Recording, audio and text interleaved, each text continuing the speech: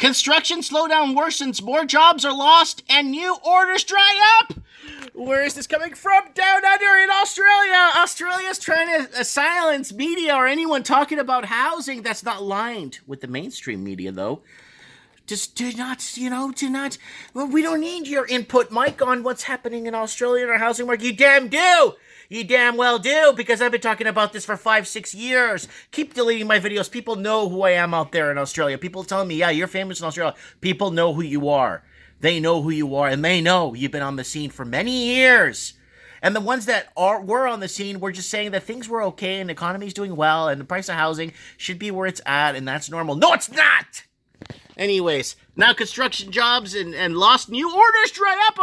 Where's that order? I don't know. I can't find it. I don't know where that order is.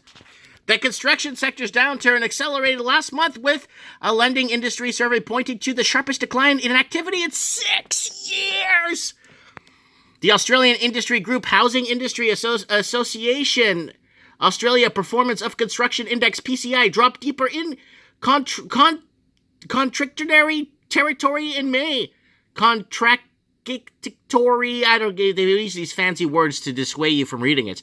In the 9th consecutive month of contraction, and points to more jobs lost across the sector. I had a gentleman message me last night on YouTube saying, mate, I'm in the building industry, and I'm working 1 day a week or 2 days a week if I'm lucky, and I used to work 7 days a week. Last year, around 50,000 construction jobs were shed. 50,000! Private sector, not public. Private sector that support your officers and teachers and everybody. The figures point to another 9,000 being lost in the first 3 months of 2019. This marked a 10th consecutive month of contraction in employment. Consists with a more subdued reading on activities from the mid-2018s, the survey found. Why? Because the Chinese government went ahead and put on restrictions, capital restriction flows on its country because it was a runoff on wealth, and all the Chinese were moving their money off their country, out of their country into Australia, Canada, Western United States, and the United Kingdom. Welcome to the party, people! Woo! It indicates that construction business are responding to the ongoing weakness of overall demand conditions by the extreme greater caution in terms of their labor recruitment.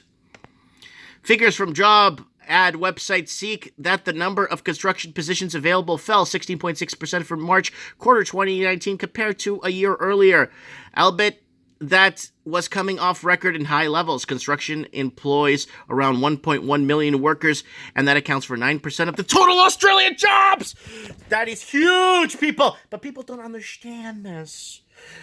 It's too tied into the economy. Housing is too tied into the Australian economy. Well, I shouldn't be too excited or upset, but it's also tied into the Canadian economy too, and the UK. But the United States got smart. They started doing steel jobs and building cars and doing other things and exporting more and creating more jobs. So employment and ABS construction industry employment. There it is there, guys. There it is. I hope you guys enjoying this graph here. This graph was brought to you by, I don't know who these guys, so whatever that is, news. Thank you for bringing it up. Here it is. Widespread weakness. Tumbling building approval weighed heavily on residential construction, which is now the 10th straight month in contraction. Okay, we read this already. Pre-builts, not happening.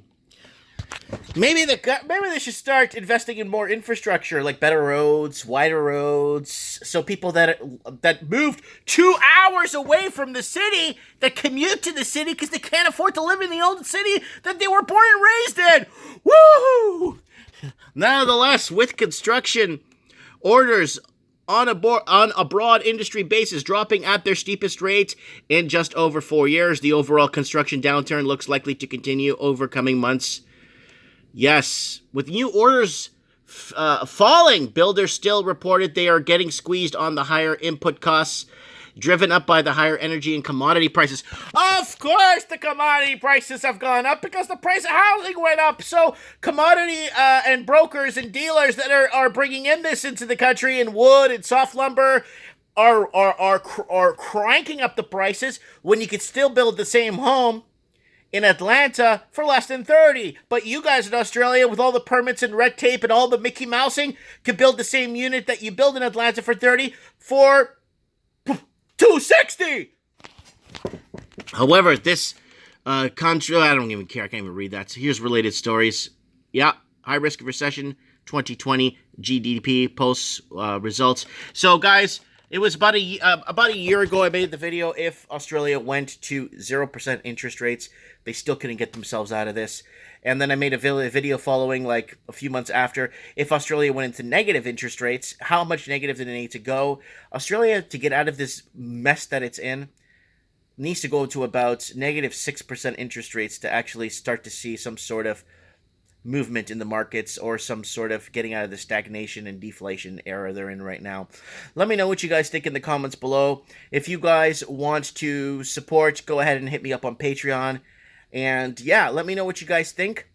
Comment below. I'd like to know your theories on this. Thanks for watching.